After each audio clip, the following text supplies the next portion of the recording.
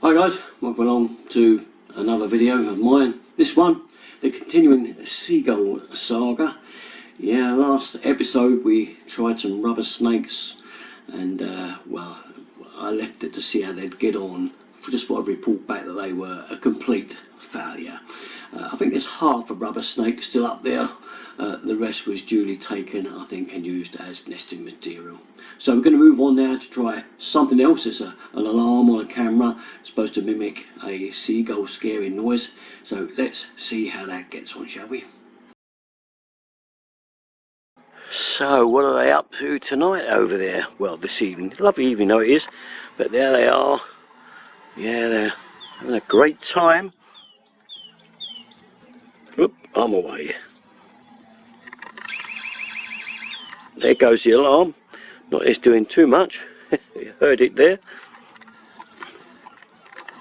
So not a lot of success with the alarm, but never mind.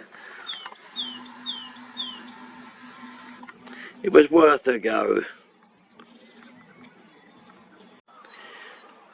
So here we are, just getting into August, and the seagulls on my neighbour's roof, along with the chicks that have hatched there, and they're wobbling along. I'm waiting for them to all fly off so I can get a peaceful morning sleep, because about 5:30 they all start up and it's a bit of a din, and in this hot weather you've got to keep the windows open because it's too warm.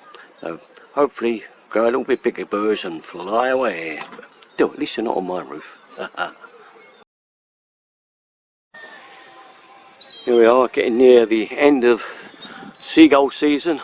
August usually sees them go, and you can see the baby one is nearly ready to fly, and mummy's at the other side of the spikes.